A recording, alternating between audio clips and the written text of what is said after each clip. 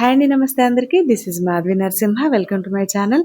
ఏంటి ఒక మూట తీసుకొచ్చి చూపిస్తున్నాను అనుకుంటున్నారా? పొట్టు తిన్నా పుట్టింటి ఆశ పోదు అని అంటుంది మా అమ్మ ఎప్పుడు కూడా నాతో. నేను చాలా సార్లు విన్నాను ఈ మాట మా అమ్మ నోటి నుంచి. ఎందుకంటే అమ్మ వాళ్ళ ఇంటి దగ్గర నుంచి పొట్టు తిన్నా కూడా ఇంకా పుట్టింటి దగ్గర ఆశ పోదంట. అయితే ఈసారి ఏం తీసుకొచ్చారంటే పచ్చడి పెట్టడానికి మామిడికాయలు, తినడానికి మామిడికాయలు పంపించారండి.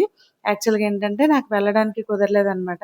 అందుకని చెప్పేసి కార్గోలో ఆర్టీసీ దాంట్లో ఏసేసి పంపించేసారు. అంటే నైటు మాకు ఇంటి దగ్గర కోసి బస్‌కేసేస్తే మార్నింగ్ కల్లా ఇక్కడికొచ్చేసాయి. అంటే 5:30 కల్లా బస్ హైదరాబాద్ వచ్చేసింది.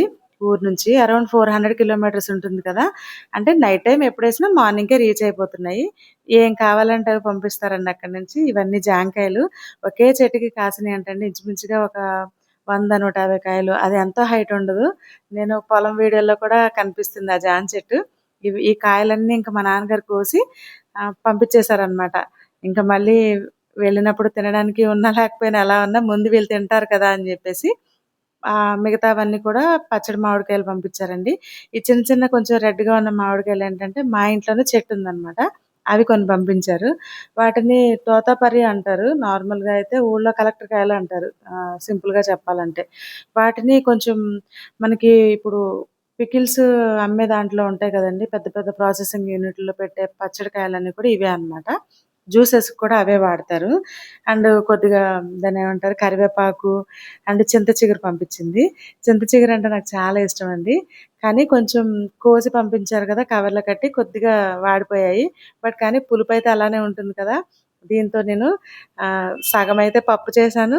సగమేమో చిగురుతో పచ్చడి చేశానండి. నాకు చాలా ఇష్టమనమాట.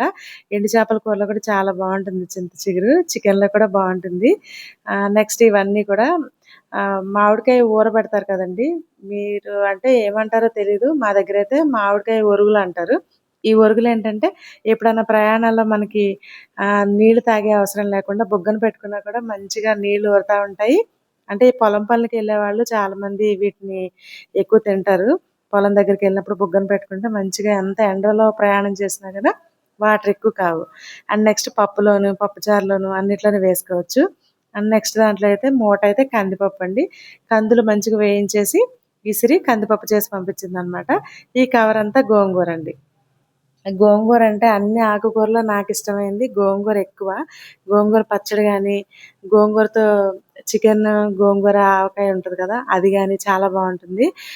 నెక్స్ట్ గోంగూర పప్పు ఫేమస్ అనమాట. ఇక అందరికీ తెలిసిందే. మనం ఎన్ని రకాల వంటలు చేయొచ్చనుకున్నా సరే గోంగూరతో చేయొచ్చు. పుల్ల పుల్లగా అండ్ ఐరన్ కంటెంట్ కూడా ఎక్కువుంటుంది కదా! సిటీలో కొనాలంటే ఒక గుప్పెడు ఇప్పుడు నా చేతిలో కనిపించే గుప్పెడంత కొనాలంటేనే రూ. 50 అలా అవుతుందండి. ఇంకా కొంచెమైతే అడుగునున్నదైతే వేడికి ఉడికిపోయినట్టుగా అయిపోయింది. సమ్మర్ కదా!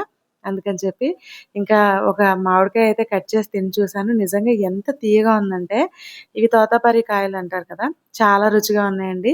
వాటికేమి మందులు గాని ఏమి వేయరు. చెప్పాలంటే అసలు మా నాన్నగారు ఒక్కోసారి నీళ్ళు కూడా వేయరు. ఆటంతటికి అవే ఎదిగి కాయలు కాసినయన్నమాట ఇవన్నీ. అంటే ఊళ్ళో ఉన్నయన్నీ ప్రతిసారి మేము వెళ్లి తినలేం కాబట్టి మా అమ్మ వాళ్ళేంటంటే వాళ్ళకి స్తోమతకు తగ్గట్టు అన్నీ నాకు పంపిస్తూనే ఉంటారు. చెప్పాలంటే మంత్లీ వన్స్ గాని, 2 మంత్స్‌కి ఒకసారి గాని ఇలా ఇంటి దగ్గర నుంచి వస్తూనే ఉంటాయి. స్పెషల్‌గా ఏమన్నా ఉంటే గనక నేనిలా సరదాగా వీడియో పోస్ట్ చేస్తాననమాట. అయితే ఈ మామిడికాయలన్నిటితో నేను ఆవకాయ పెట్టానండి. సగమేమో ఆవకాయ పెట్టాను. సగమేమో మాగాయ అంటారు కదా! మాగాయ పచ్చడి పెట్టాను. లాస్ట్ టైమ్ అయితే మా తమ్ముడు పంపించాడండి. ఇంక ఈసారి మామిడికాయలన్నీ పంపిస్తాననేసరికి ఇక్కడే నేను ప్లాన్ చేసుకొని ఆవకాయ అయితే పెట్టేసుకున్నాను. ఇవన్నీ తినడానికి పంపించాడనమాట. అంటే ఈ మూట పంపించే 2 డేస్ ముందే మా తమ్ముడు మళ్ళీ ఒక పెద్ద బాక్స్‌లో తినడానికి బంగినపల్లి మామిడికాయలుంటాయి గదా! అవన్నీ ప్యాక్ చేసి పంపించాడు. అవైతే ఒక పెద్ద బ్లాక్ టబ్ ఉంటుంది గదా! ఆ టబ్‌లో అంతా పేర్చేసి ఉంచేసాము. చూస్తున్నారు కదా ఇవన్నీ.